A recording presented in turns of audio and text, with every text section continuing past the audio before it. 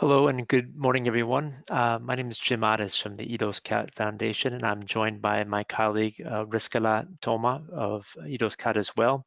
We're actually here on behalf of CIDAI, the Center of Innovation for Data Tech and Artificial Intelligence. CIDAI is based in Catalonia. It's a key component of the Catalan AI strategy, and its mission is to demonstrate the advantages of data tech and AI and accelerate its adoption through various actions. And so this will bring support to put the Catalan ecosystem as well on the European and international stage as a reference in these areas. I invite you to, before we proceed, I also invite you as a reference to go to the website of CIDAI, and there you can see several summaries and content based on our proof of concept studies, ongoing projects, and white papers, and a big source of other material related to data tech and AI as well. And I'd also like to mention EU Hubs for Data, a European project which has a lot of opportunities and open calls for SMEs to experiment with data tech and AI using the EU Hubs for Data datasets and data service catalog as well. They've actually just finished an open call, but this is always an ongoing effort, and there'll be more opportunities in the short and midterm future. Okay, I'd like to just give a little background of who we are at EDOSCAT as part of the CIDAI ecosystem. We come from a strong background of telecommunications, but we've expanded to a more holistic R&D approach to digital technologies, and this ranges from mobile wireless internet and network connectivity, immersive media technologies such as VR and AR, a big focus, of course, in AI and data infrastructure, which is going to be a big part of this masterclass today. And we see this direction in two parts. One is to support the private sector with innovation projects that come from our R&D capacity, and also through strategic projects help bring this innovation to the public administrations here in Catalonia, and as well as participation in European and national projects related to these areas. At EDOSCAT, a big focus of ours is on this new concept of data spaces, and this comes from our background in data and data infrastructure. And so our role here is as an implementation and testing partner using different solutions such as the IDS reference architecture, which Riskala will be presenting shortly, and also integrating complementary R&D into this, such as AI, mobility technologies such as V2X, even media technology as needed as well. It's really a multi-sector type of effort. Currently, our focus is more on mobility and Industry 4.0, but the potential of data spaces, that you'll soon find out, is very multi-sector and very holistic in its potential. We're an active organization in key European initiatives such as International Data Space Association, GAIA-X, and Big Data Value Association. And this is the European and national chapters in these initiatives as well.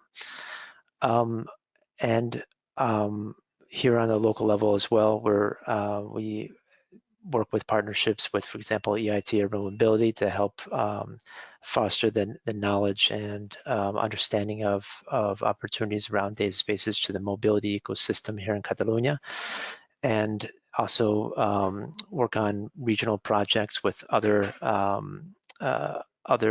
R&D institutes and other actors and interested parties and data spaces to show how this opportunity is transversal for them, and a key source of opportunities in data infrastructure and data sharing in the future. And with that short introduction, I'd like to pass the torch directly to my colleague, Riskala Toma, who's the expert and the focus of this masterclass, and we're looking forward to sharing this with you.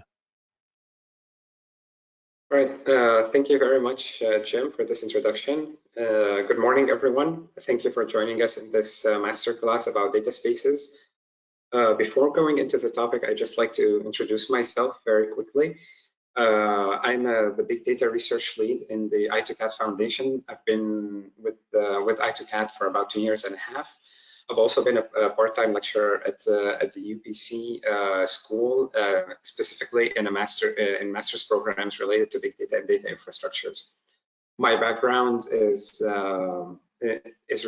always, let's say, for the last 10 years, been related to data and big data technologies. I have a PhD in computer science, which I did with the Barcelona Supercomputing Center, and a master's in business intelligence from the Free University in Brussels. Throughout my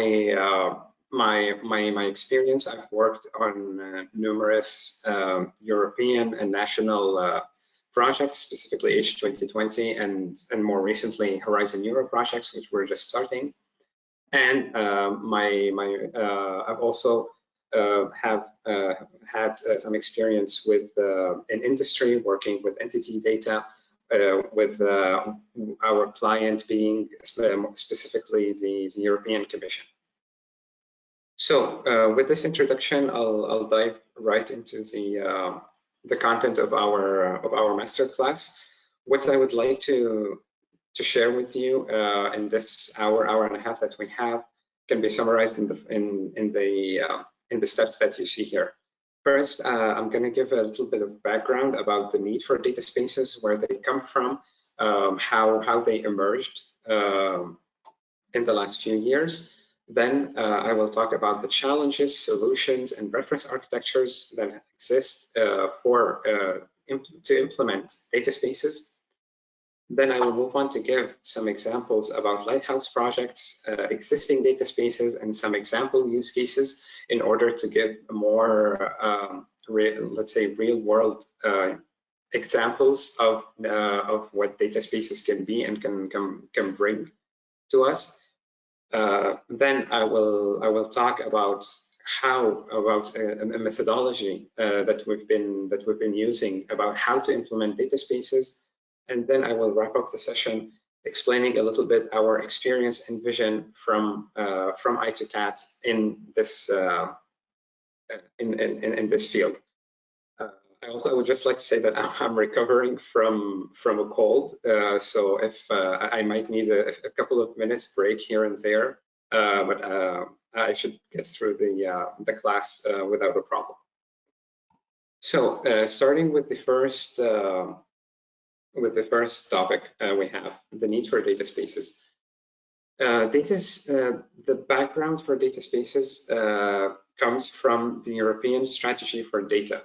With this strategy, the European Union wanted to create a common European data space. That's what they called it, a single market for data, where data can flow across EU countries and across sectors in a seamless manner, and which guarantees the availability of high quality data, and which would promote the innovation and the creation of new services based on these data. This type of sharing and reuse of data should be ruled by, or should be governed by, European rules and values. So we're talking most importantly about, for example, data privacy and the ability of the data subjects to control the data that they have. And this, in turn, requires establishing common and standardized rules to access and use the data across the EU, across organizations, across member states, in order to provide this vision for a single market where data is widely available. Within this European Strategy for Data, the Commission has given or has issued different directives and regulations in order to pin down some of the different aspects that are covered by the strategy. The first of which was Directive 1024 of 2019 about open data and the reuse of public sector information. Within this directive, the Commission defines high value data sets which are different categories of data sets that are considered of high value and that come from the public sector. These cover categories, for example, such as geographical information, public transport data, or demographics data that the public sector or authorities responsible for them in each of the respective member states should make available as open data for public use. Then this directive was, aside from this directive, there was Regulation 868 of 2022, commonly known as the Data Governance Act. This regulation facilitates data sharing across sectors and countries by identifying some of the rules that are needed to govern data across the member states. And this was complemented by a proposed regulation of this year, which is yet to be passed, which is called Data Act. And what the Data Act does is clarifies who can reuse the data and who can create value from the data available within this single market envisioned in the European strategy. So with this vision, the common European data spaces are seen as an answer to fulfill the European data strategy. And this figure here shows how the Commission envisions the implementation of different data spaces, sectorial data spaces in some of the main sectors in European economy. So we're talking about, for example, a data space in health, another in industry, another in mobility, etc. These were just some of the main components of European economy identified in the strategy. But of course, data spaces are not only limited to these sectors and can be implemented in other sectors such as tourism, for example. What we see here also is that these data spaces are based on different principles, which the first and one of the most important ones is that they are driven by stakeholders. We don't. The vision of data spaces does not only include open data made open and free data made available by public administrations. This type of data is of course relevant, and that's why it's mentioned here as high value data sets from public sector.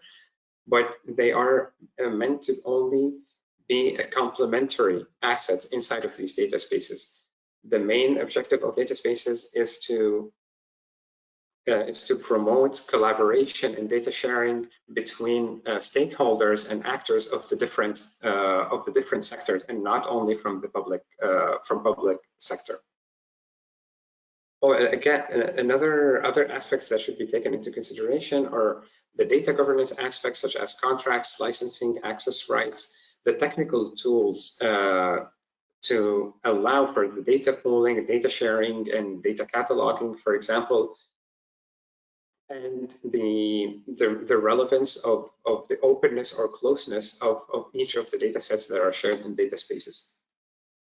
Another thing that is worth mentioning with this vision for data spaces is that the data spaces should be implemented on top of a technical infrastructure that allows for this ease of access and sharing of data. So here, the technical infrastructure we're talking about, for example, edge infrastructure and services, edge and cloud, of course, high performance computing, AI on demand, and other relevant technologies that allow for the federation of these data infrastructures to complete the vision of data spaces.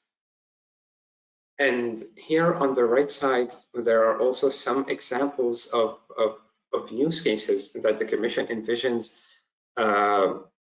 could be implemented within the field of data spaces in the different sectors that are mentioned, that are highlighted as relevant for the European economy.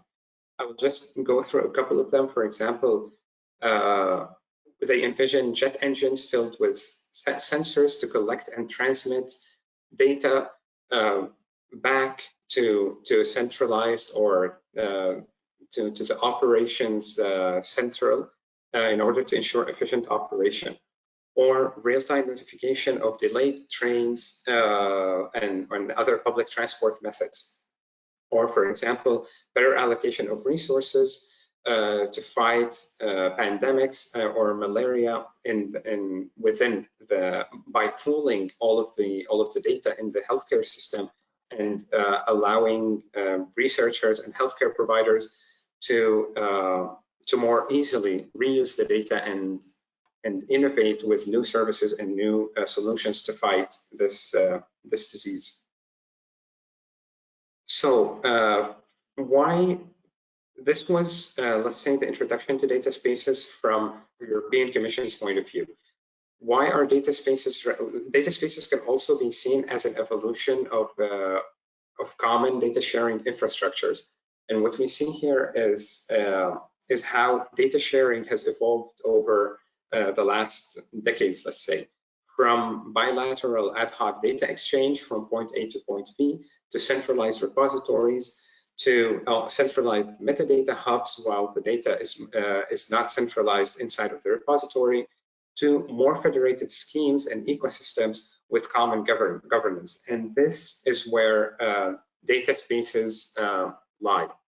The data space is a federated data, can be seen as a federated data ecosystem with common governance, with common data catalogs that allow the participants to share the data directly with each other, and that also can be extended to a federation of data sharing ecosystems, which what we call ecosystem of ecosystems, where the different data spaces can also be communicative between each other.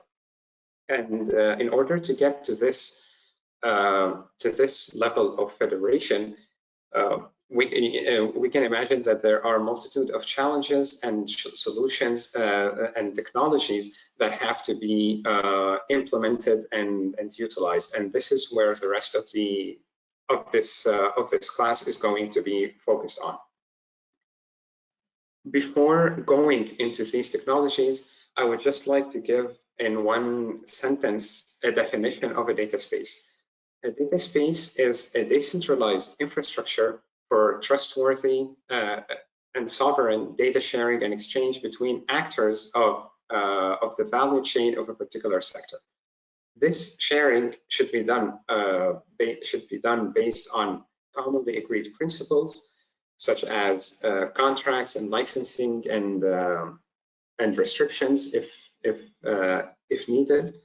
And the main objective should be to fuel services that generate business value for all participants. So again, we see here this emphasis on the private sector and on generating business use cases and digital services based on the data being shared.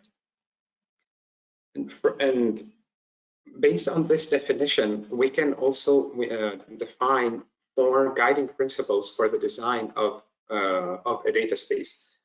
The first one is data sovereignty, which is the capability of any natural or legal person for exclusive self-determination with regard to its economic data assets through usage control mechanisms. And here I would like to highlight the use of economic data goods, because this also makes reference to the fact that data spaces should not only be based on open data. This was until now the most common example of data sharing on a wide aspect of the data economy. But what data spaces foresee is that data sharing is also extended to data monetization and data assets that a lot of companies and a lot of organizations are already exploring.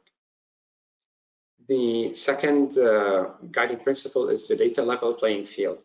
What this principle means is that the objective of a data space is to empower small and large organizations alike and to lower barriers to enable data-based business models and services. What, again, this implies in turn is that the focus of new players would shift from securing the access to the data that they have to actually developing digital services and business value based on the data that is already available in the data space. The third principle is the decentralized soft infrastructure that underlies the data space. We're not talking about a centralized data sharing infrastructure, or about centralized repositories or even distributed repositories.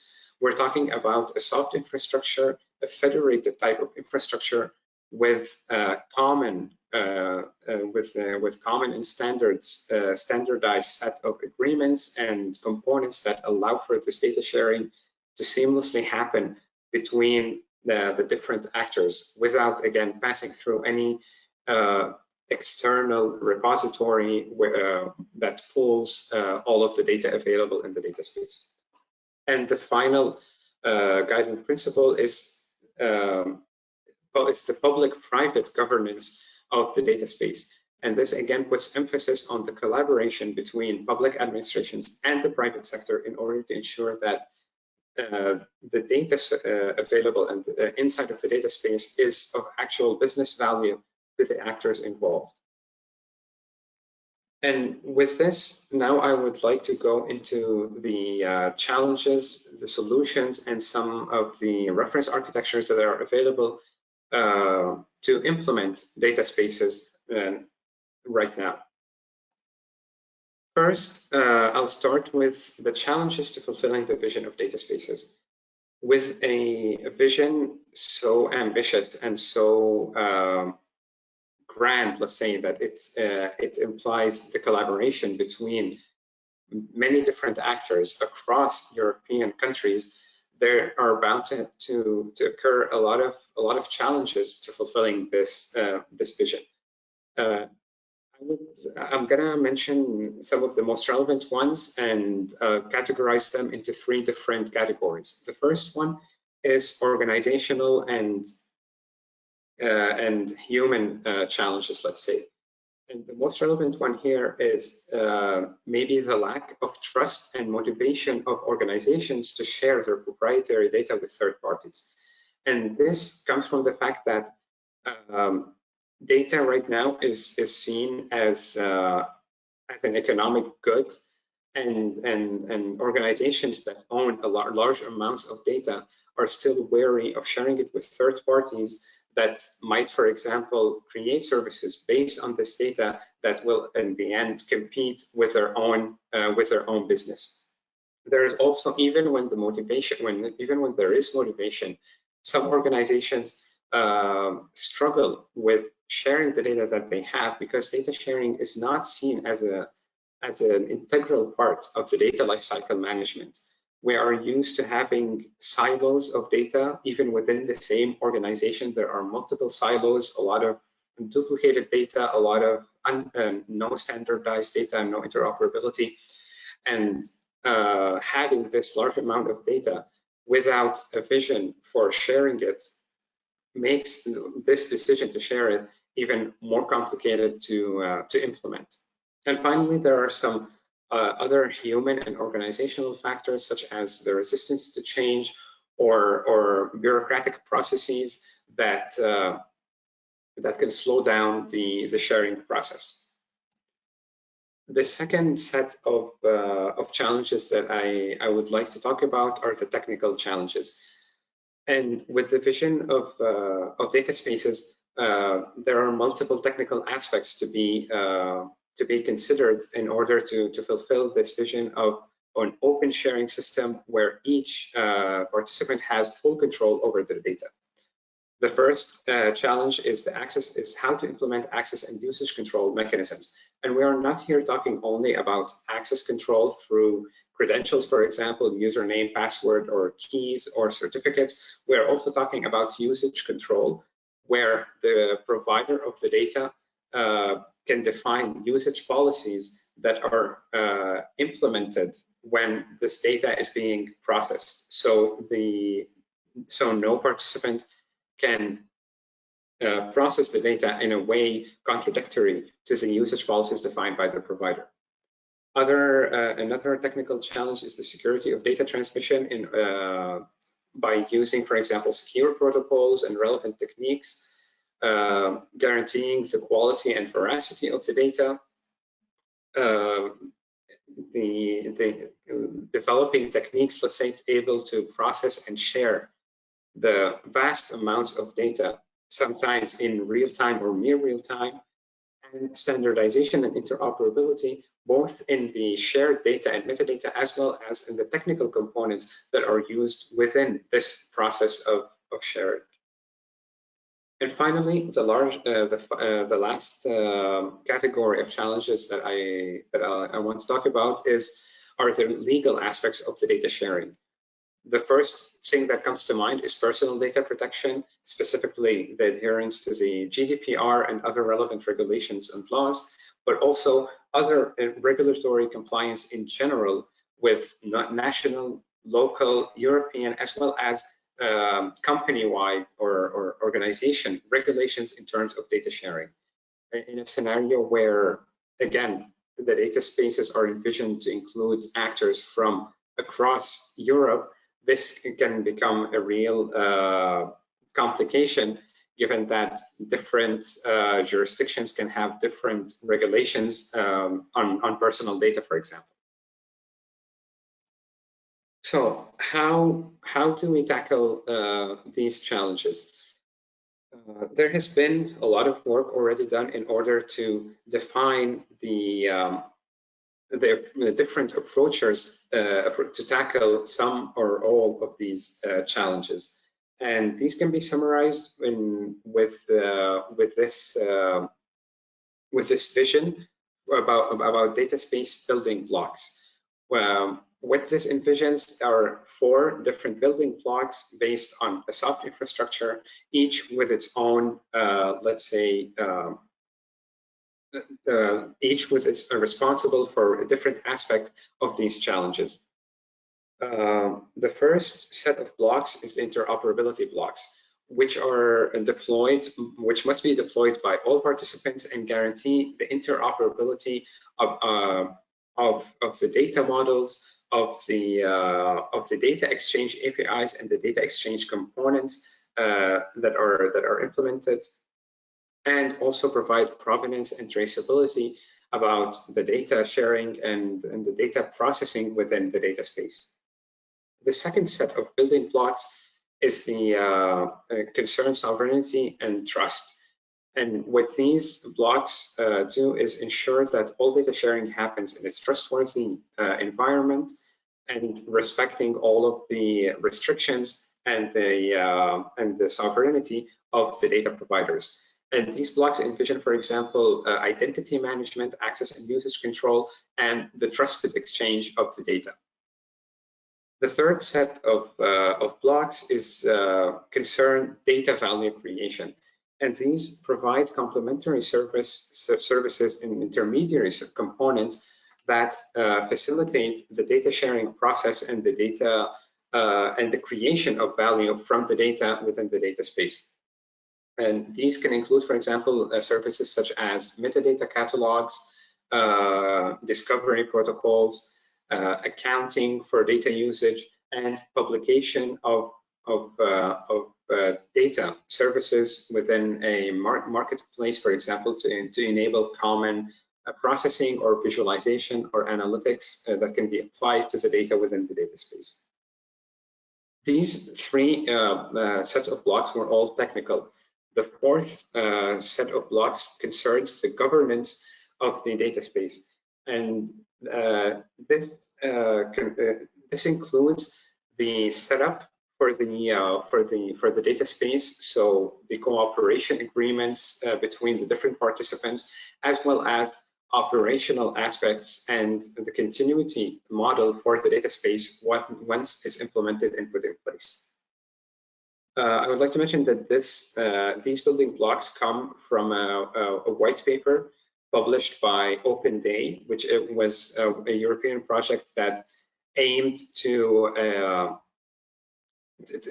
gather information from different data space reference architectures and implemented data spaces in order to come up with a common, let's say, vision for how data spaces can be implemented.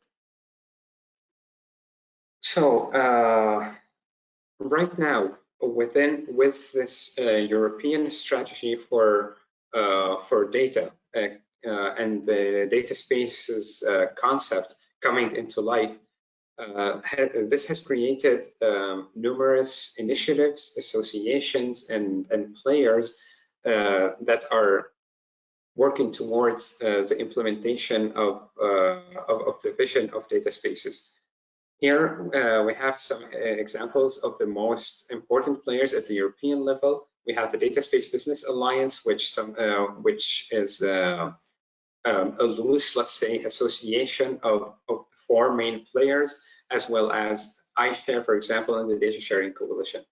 This in turn has these associations, let's say, have a big footprint in Spain as well, with hundreds of organizations being members of one or several of these associations, such as the case with our organization, with I2CAT, for example.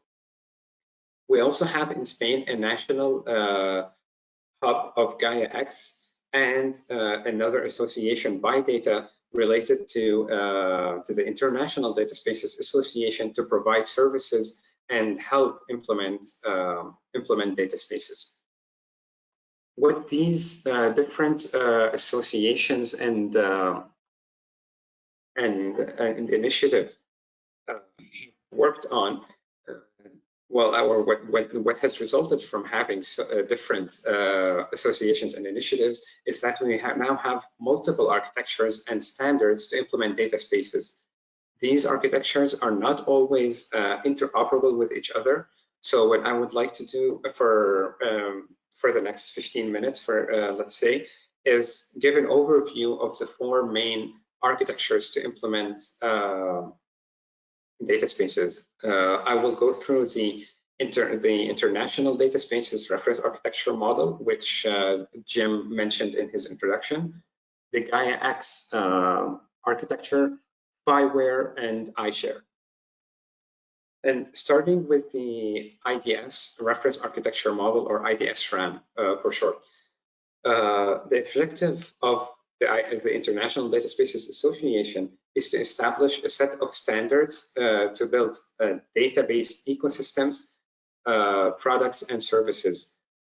Their main focus, they put a lot of emphasis on standardized data exchange, and they defined a high-level peer-to-peer architecture model, and they complemented it with technical specifications of all of the main components that allow for this standardized data exchange to become a reality.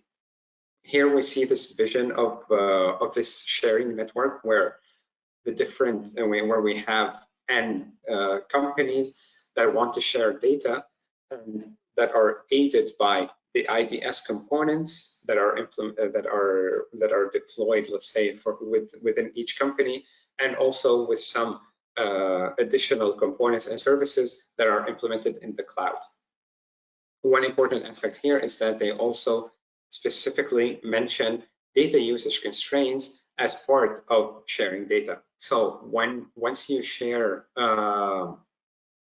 once a company, let's say, decides to share its data, it can also do so by accompanying the data with the data usage policies or requirements or controls that they see fit and that should be respected by all of the other participants in this sharing network. I would like to go into a little bit more detail about this reference architecture and about specifically about the main component, which is called the IDS connector. Here we see another vision of, or a more, let's say, technical vision of the same peer-to-peer network, where we have the different components that are relevant to fulfill this data sharing. And the most relevant one is the IDS connector. This connector is the component that is responsible for all data and metadata exchange within a data space implemented using the IDS reference architecture. It can also handle definition and enforcement of usage policies, which allows the providers of the data to have greater control over how their data assets are being used. It has multiple open source implementations and as well as several commercial implementations that are right now in the validation phase by the International Data Spaces Association before hitting the market.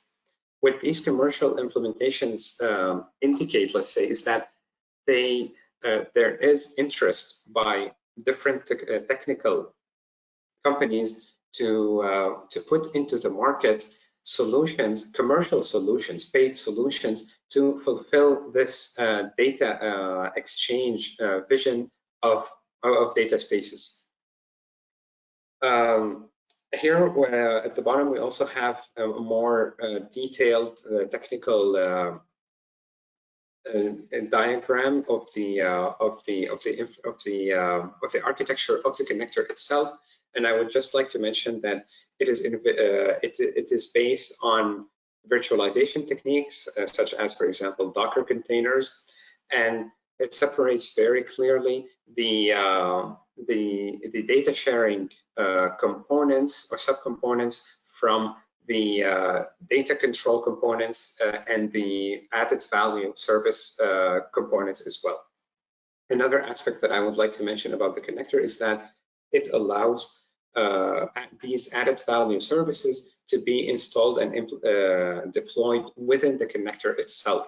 So the processing of any data that is shared also occurs within the data space itself. So the data never actually leaves the boundaries of this secure data space.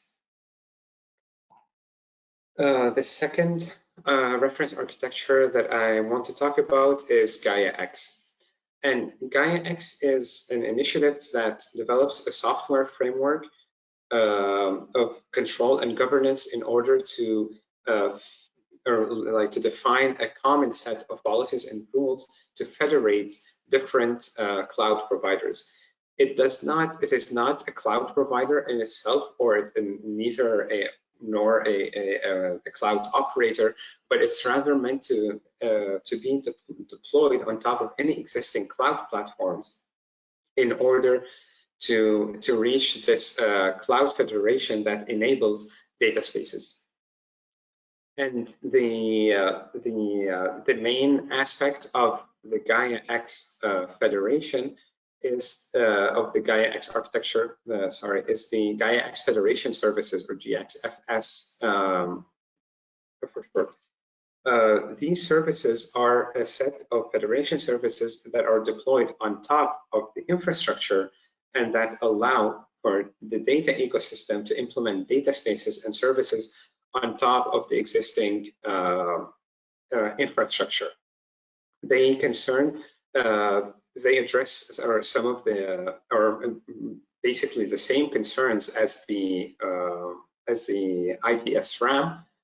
So, for example, we have services addressing identity and trust, federated catalogs of data, sovereign data exchange, and compliance with the restrictions and the usage policies of the data providers. The Gaia-X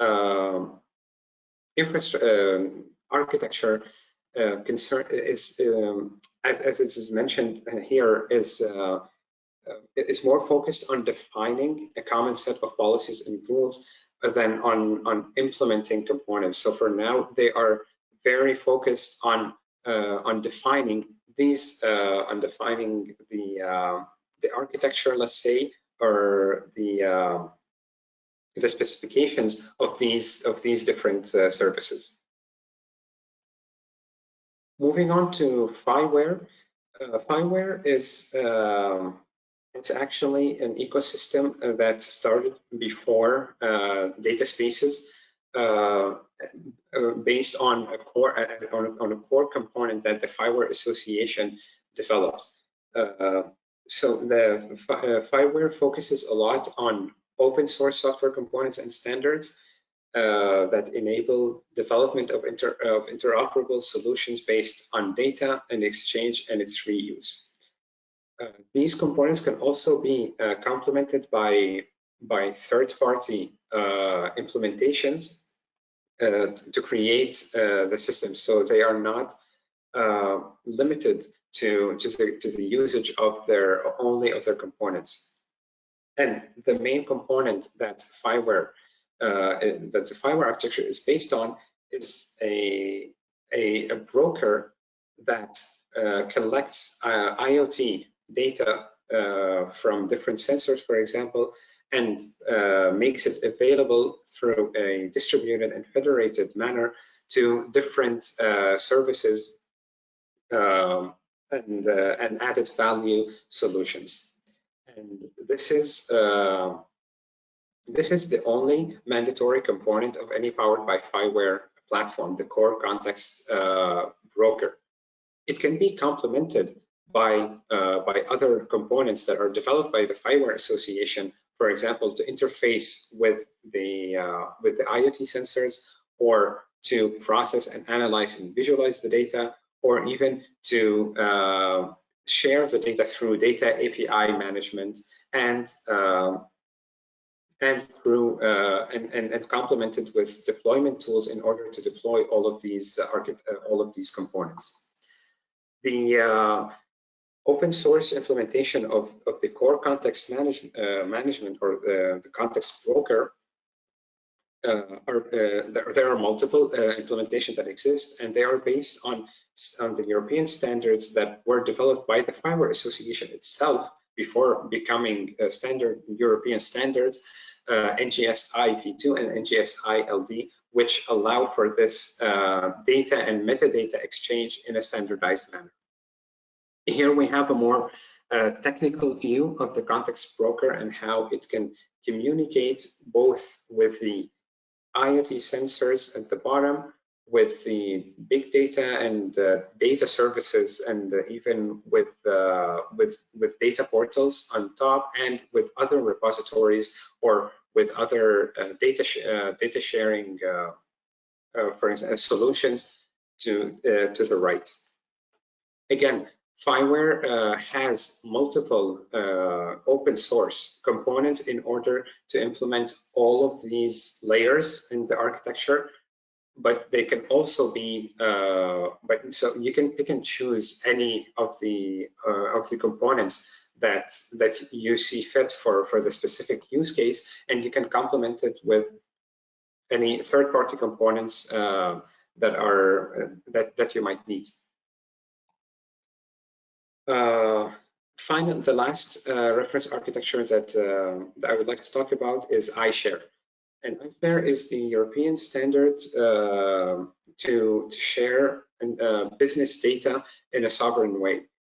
iShare started in the Netherlands, within the logistics sector, and where it started as a trust network where all of the participants sign the same NDA in terms of use, and data sharing happens based on the technical specifications that the iShare Foundation itself defines.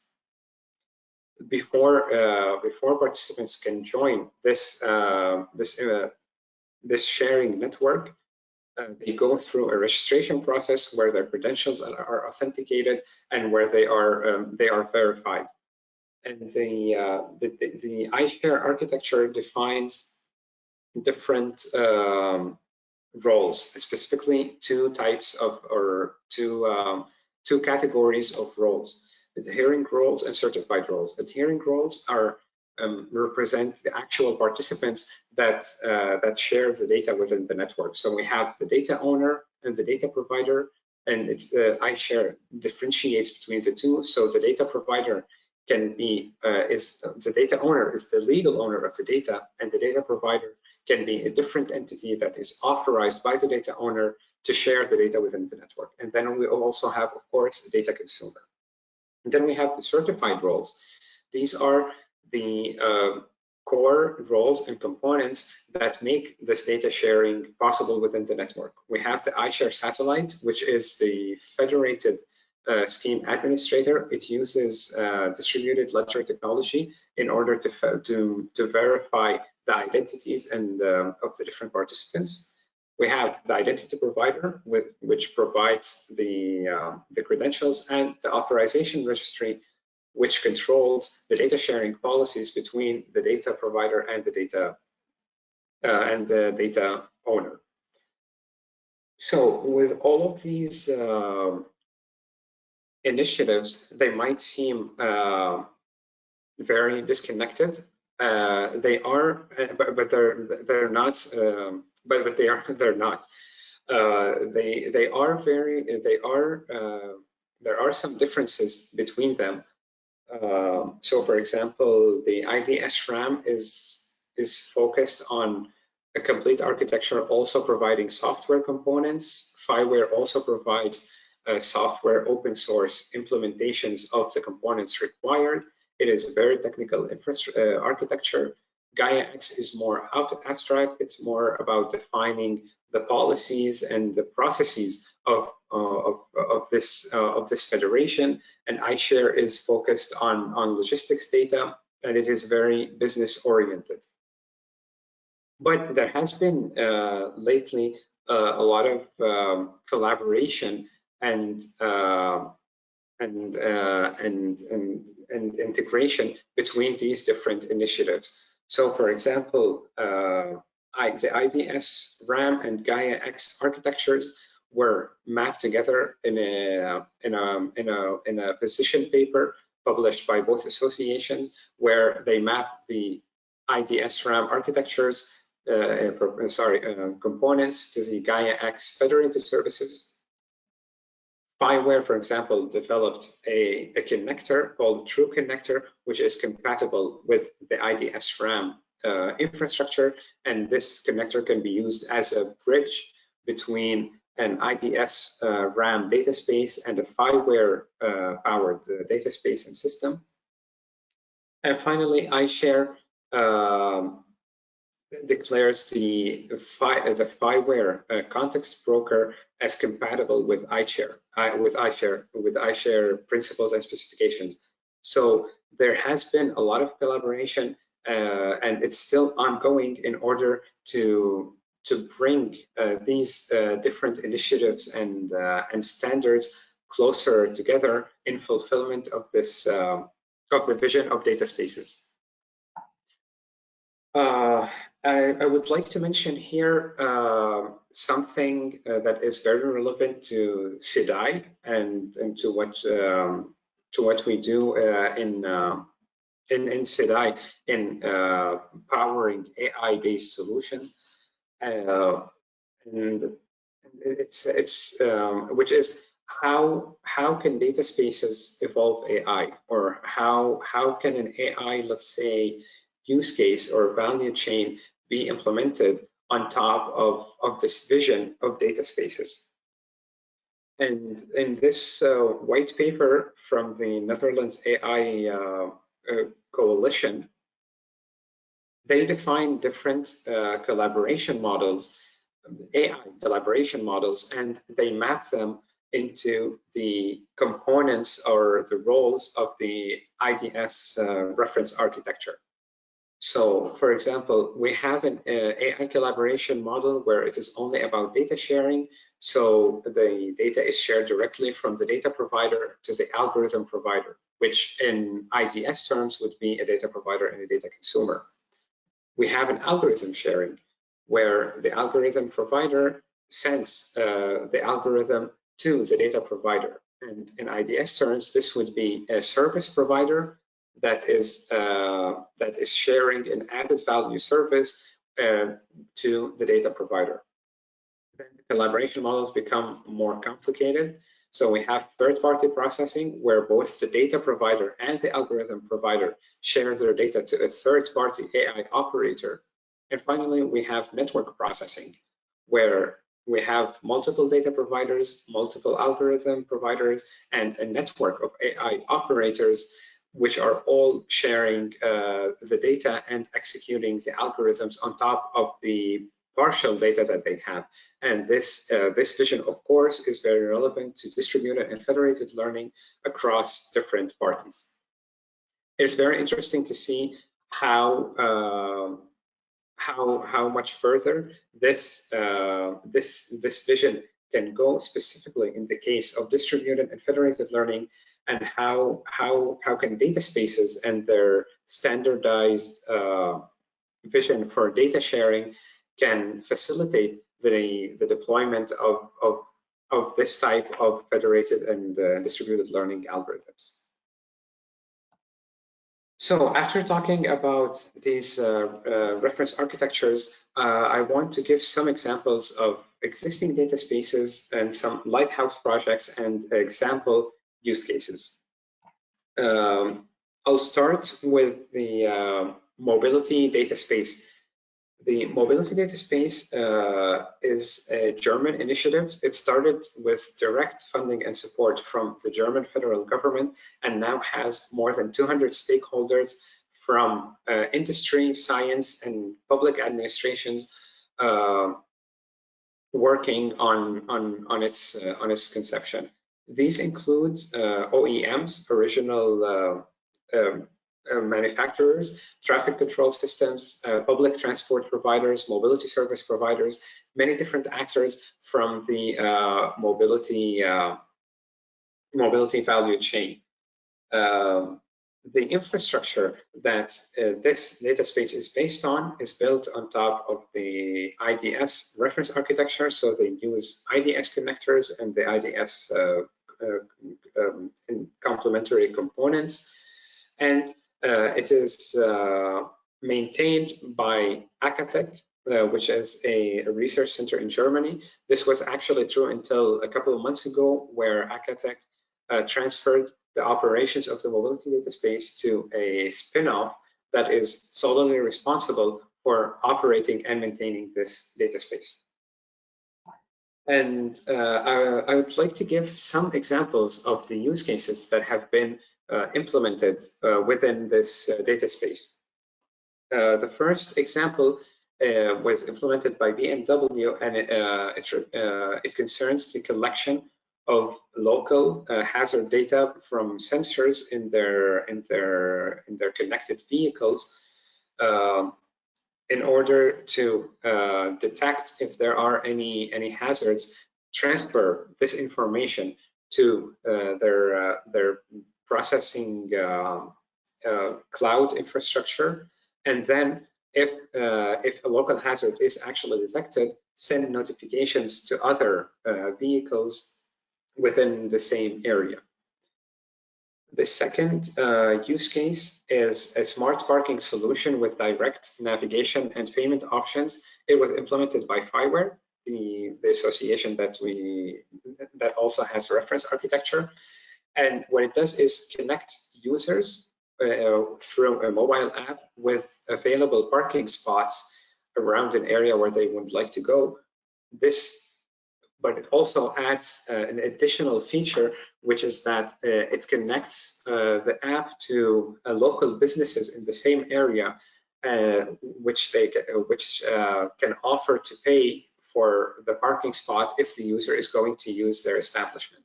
So if we imagine a restaurant, for example, that is in an area with paid parking, they can offer to pay a person's parking fee if they're going to have dinner at the restaurant, for example.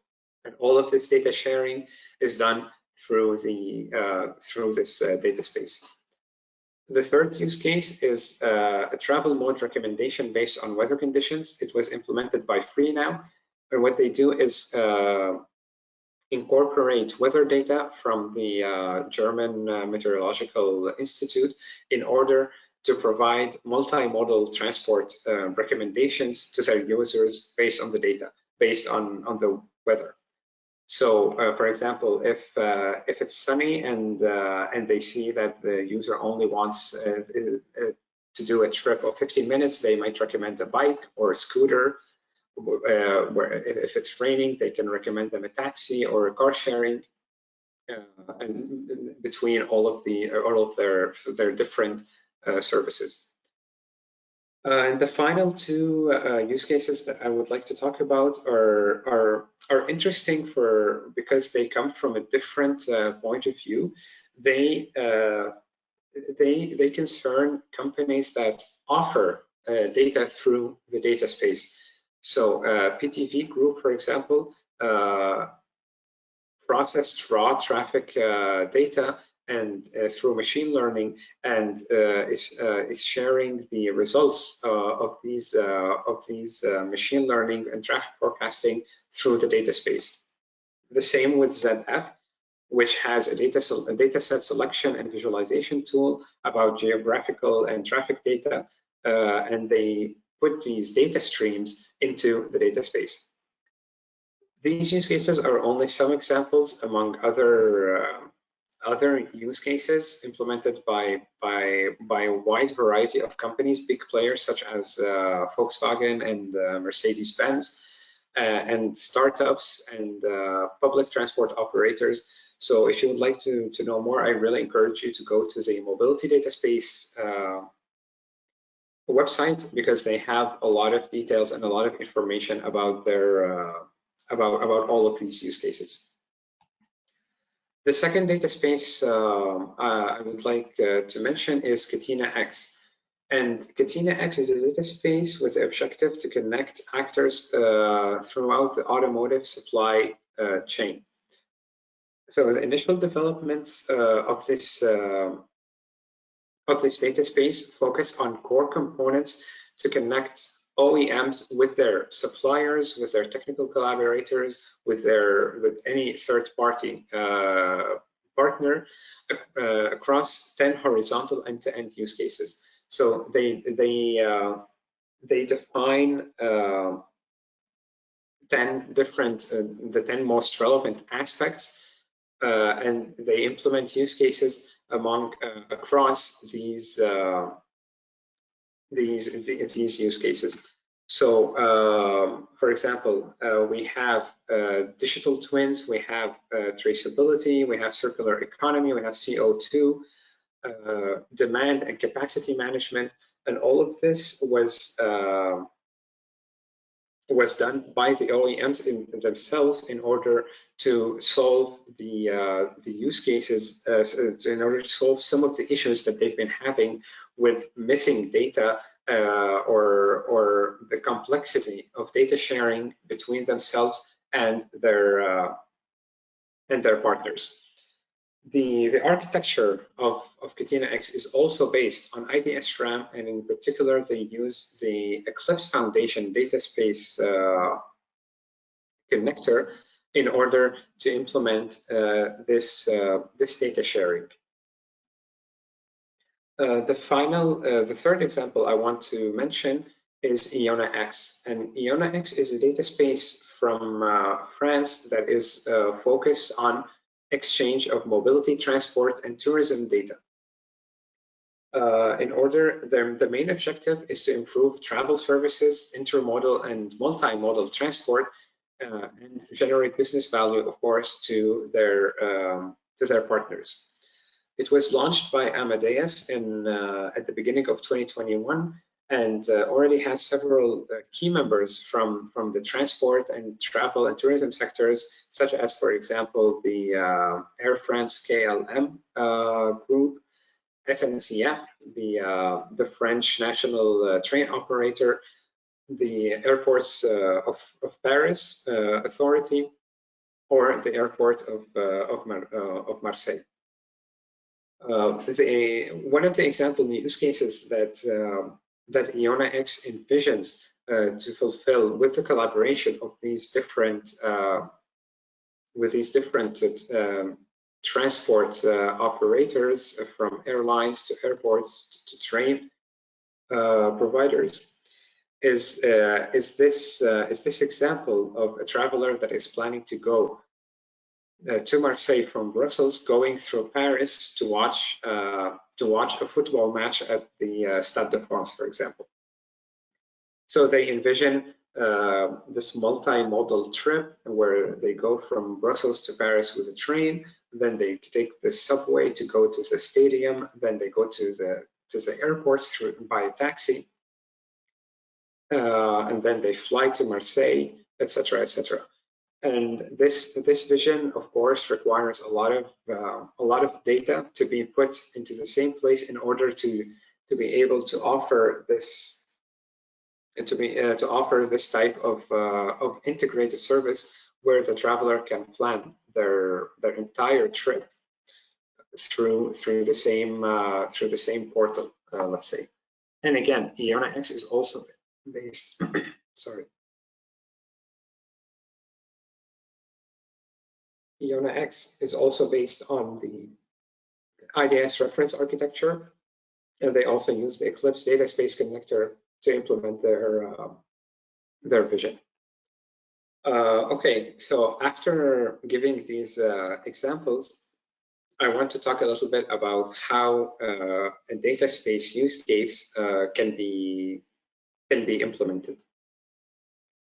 And just like let's say any other digital service, it goes through more or less the same steps of use case definition, the design, the initial implementation, and the scale-up.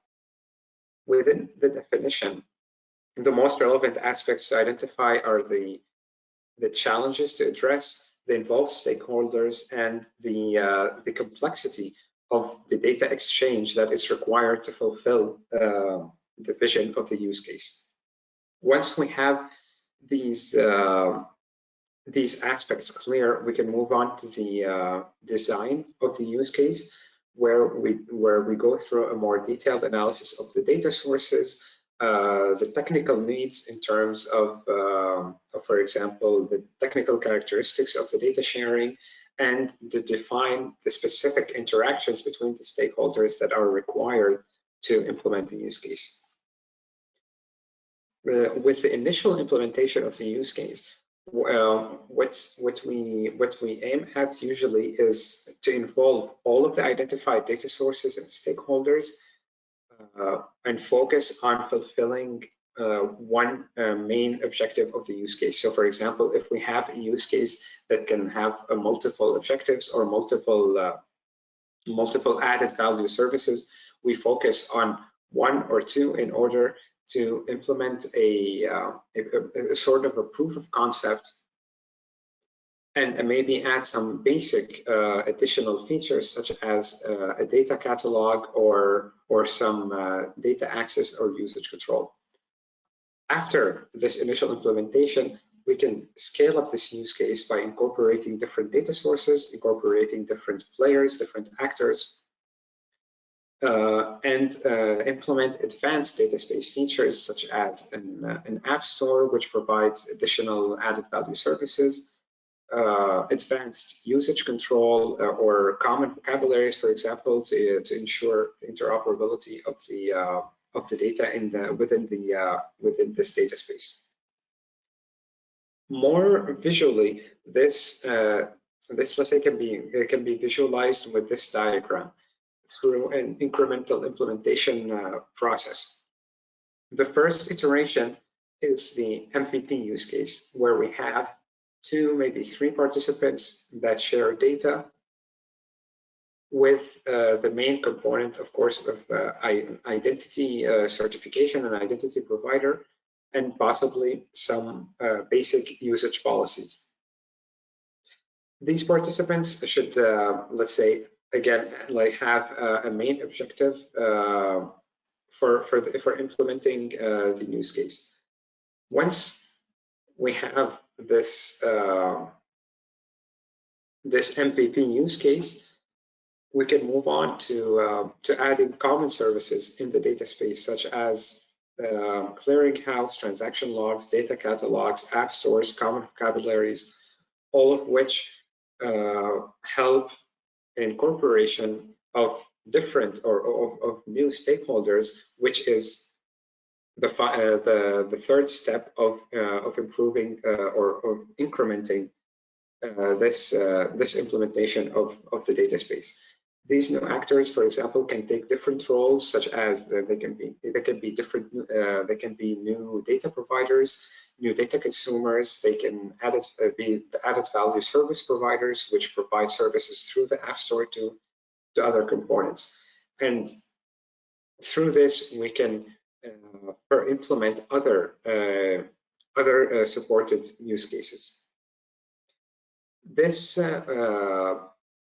So all of these aspects are covered in the use case definition methodology that was provided by the Data Sharing Coalition from the Netherlands, where they go through a detailed step-by-step guide on how to define the use case, how to design a use case through a use case design blueprint, and even how to implement a data sharing use case within a data space through the use case implementation guide.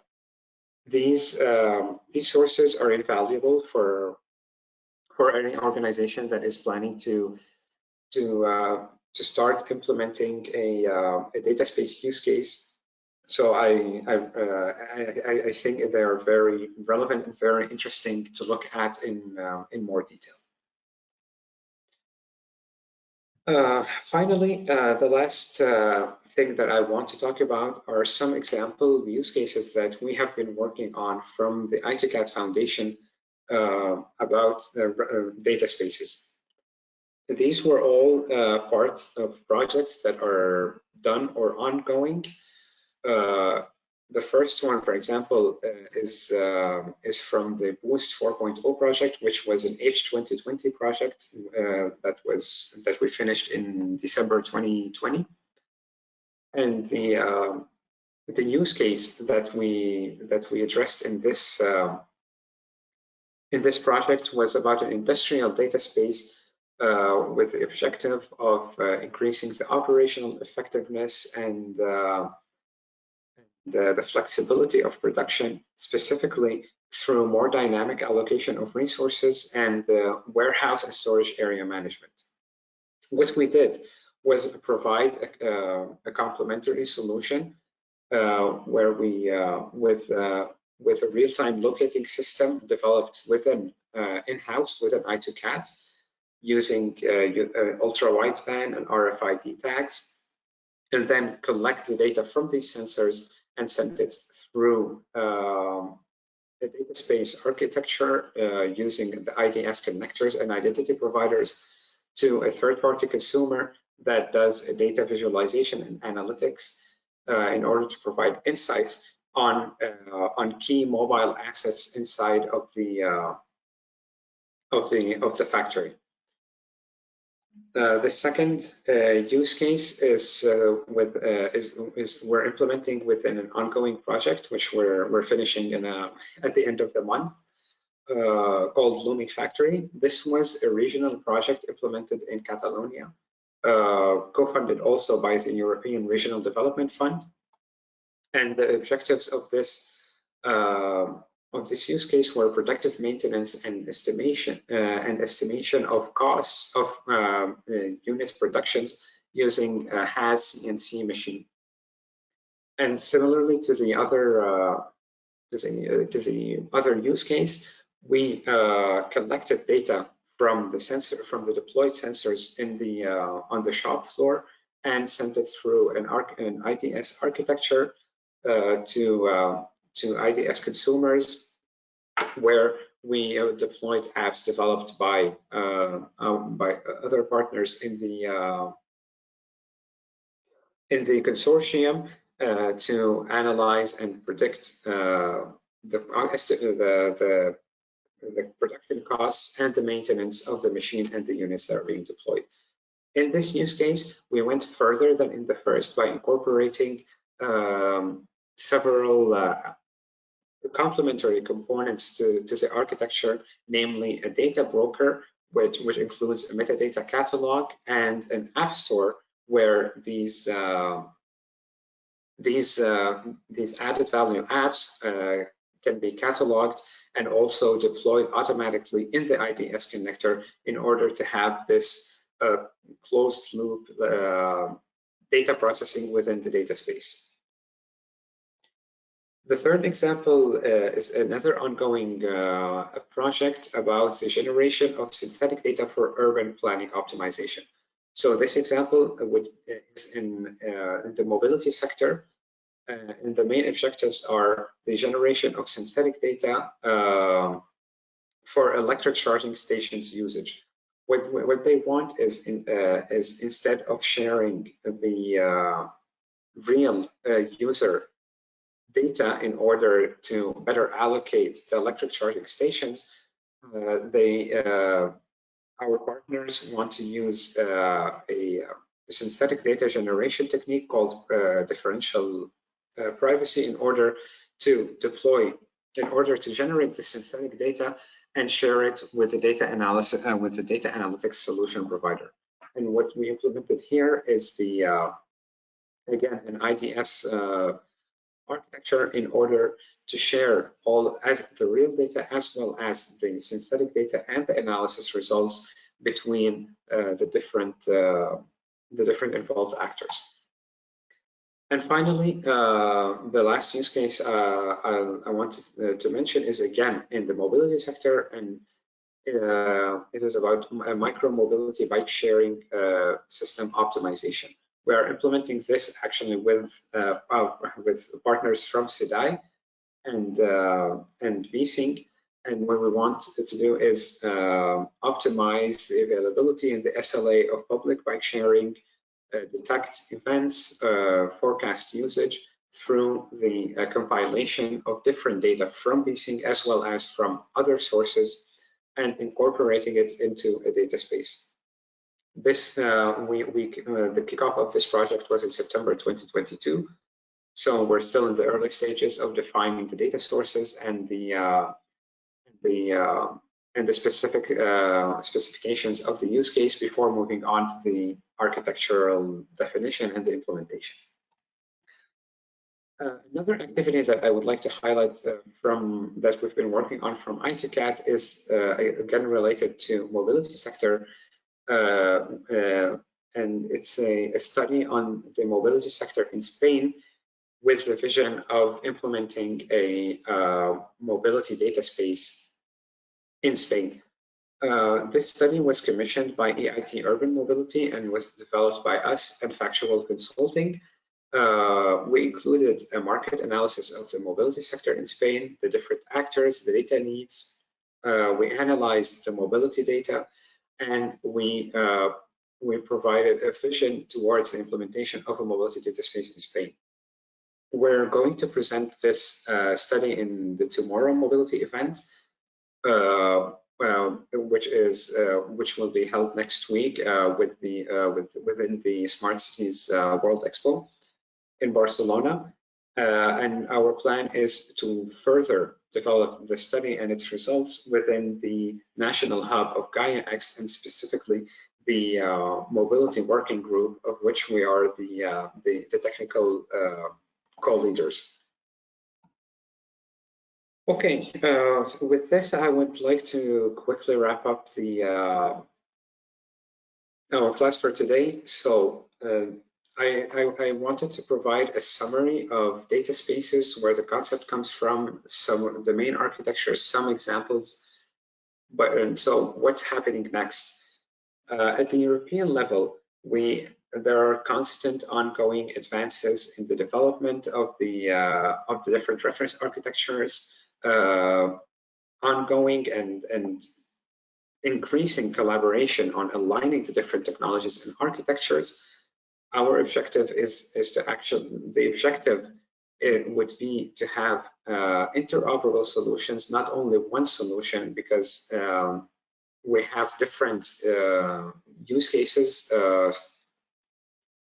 So the idea is to have different solutions that are interoperable with each other. And also at the European level, within the Digital Europe program, the Data Spaces Support Center was launched very recently, last month, by members of the Data Space Business Alliance. The idea of this support center is to provide support for implementing data spaces. There are several preparatory actions and deployment actions to coordinate projects and initiatives, and implement data spaces. At the national level, the National Gaia X Hub will become operational in Q1 of 2023. There are several national funding initiatives that will be available to accelerate data space design, and as well, ByData will keep providing additional support services in Spain, specifically for implementing data spaces. From I2CAT, we will continue supporting and engaging regional actors into national and European data space initiatives, and co-develop new data space use cases specifically in the mobility sector. So some conclusions to wrap up. With data spaces, even though it's a relatively new concept, there is no need to reinvent the wheel. Convergence is needed. However, so the interoperable frameworks are needed while maintaining different technological solutions, what I was talking about, in order to give users the flexibility to choose the technological solution that best fulfills their envisioned use case. Organizations still need incentives and help to join forces within data spaces.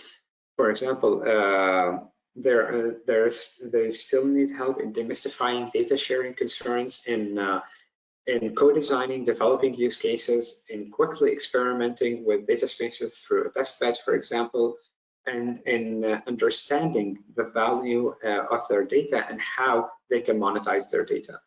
Here, research institutions can play a key role in lowering the barriers of entry, for example, through tech demonstrations, pilots, experimentation, and operation of data spaces. And finally, tools already exist to make a minimum viable data spaces a reality, but we're only getting started. There is still a lot more R&D that is needed to bring data technologies and relevant technologies into data spaces, specifically, for example, through usage policy enforcement, decentralized learning, blockchain and DLTs, as well as EU-wide standardization. That was all from me. If you, I included a lot of references here in case you want to read more about data spaces. So thank you everyone for listening, and I think now it's time to take some questions. Sure is. Many thanks, Risk, for the great presentation and the great overview of initiatives, use cases, architectures, and everything related to data spaces. I don't see any questions quite yet, but I encourage the audience to use the GoTo webinar control panel, and you can easily put your question in there, and we'll get to it shortly. In the meantime, I had a few questions myself, Risk. And so one of the things you mentioned as like a key feature, key value proposition of data spaces in general is usage control. Could you mentioned it briefly towards the beginning of your presentation, but could you go over usage control and its differentiation with the classic access control type approach that we're used to? Yeah, sure. Usage control is different than access control in the sense that access control is something that is already very well established and something that we're all used to, like you said. Access control can be as simple as, for example, having a REST API with credentials to access your data. But the problem is with access control is that once someone has access to that data, you don't know how they're processing this data, or you don't know how they're using this data. And this is where usage control comes in. What usage control envisions is that whatever restrictions or requirements on the usage of data that are defined by the provider can be automatically applied when using and processing this data.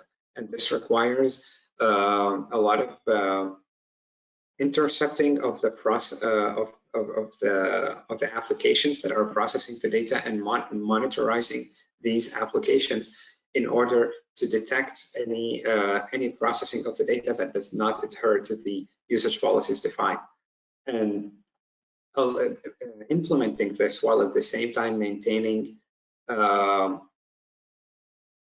agile, let's say, data analytics application is the challenge. Detecting where the which parts of an application do not adhere to a defined usage policy is something that is still very much in R&D phase, and something that is definitely where more research is required. Excellent, thank you. And that really goes back to those core basics you talked about earlier about data sovereignty and empowerment of the data provider to ensure yes, exactly. And also almost as a tool to help comply with these new regulations you discussed earlier about the Data Governance Act and the Data Act as well. Excellent. I had another question about the technologies that complement data spaces. And so in this framework of CIDAI, where we're giving this the webinar, it's very holistic, and it's and not just AI, but other data tech as well. And could you go a little bit more in detail about how data space empowers those data tech services, AI, et cetera, and how we can see the change in the landscape when these data spaces and more distributed architectures and infrastructures arrive?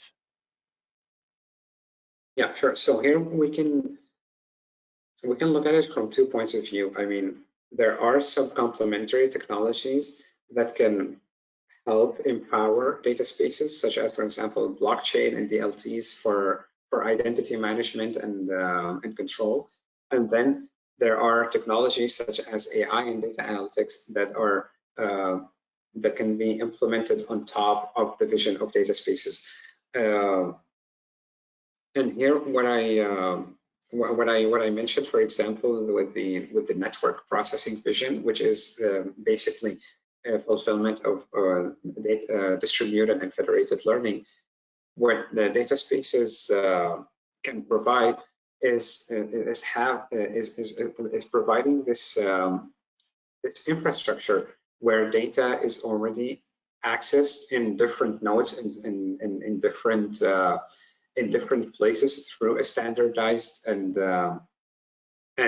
sovereign controlled way.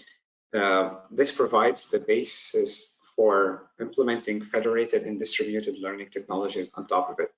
The technology still requires more advancement on both sides, distributed and federated learning, as well as the technologies for data spaces, specifically the connectors, need to be, for example, more agile, allow access of data through in real time or near real time, in order to be able to combine both. But it can definitely be a basis for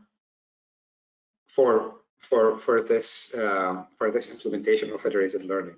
And this is something that we've been working on in ITCAT as well. And as you know, we combine for example, in our experience in AI or in IoT and sensors with data spaces in order to provide more holistic solutions depending on the project. Great, thank you. Also, I was looking, I noticed in one of your slides about showing the actors involved in GaiaX and all this, and ITSA and Feeware, that this really isn't a concept that's stuck in research centers and early R&D. I noticed that there's a lot of big actors and big system integrators, telecom operators, and large industry involved in this, not just in the use case, but in terms of the provider side of things that will be in the future, and hopefully short-term future, of implementing such architectures. More as a comment than a question, but is this something that you see when you go to these events and these forums of participation from all sides of the value chain? Yeah, definitely, and it is something that That comes very clear, especially, for example, in the case of one of the data spaces that I mentioned, Katina X. It was initiated and implemented from the Volkswagen Group, so it was an industry-led initiative from the start. It is not like data spaces are not only research-based anymore. There are a lot of real-world cases and a lot of specifically big organizations that are investing in this in this aspect. Excellent, thank you. Briska, any other comments or anything you wanted to mention before we wrap it up? No, I think there's nothing else from my side. Okay. I think that's it. Great. Well, on behalf of Ethos Cat, we'd like to thank everybody for participating, for CIDAI, for the opportunity to host a session on such an important topic. And just a bit of housekeeping, right after this session ends, you'll be presented a survey to see how useful this webinar is for you, and also as well in the near future, in the upcoming days, you'll receive the link to this webinar posted on the YouTube channel of CIDAI, as well as the slide deck as well for your reference. And our contact details are there as well, and we'd love to hear back from you and get into a more in-depth conversation. Thanks to everyone, and especially to Risk for the marathon of the webinar. And everybody have a great afternoon. Thank you. Thank you, Jim, and thank you again, everyone, for joining us. Have a good rest of the week. Goodbye.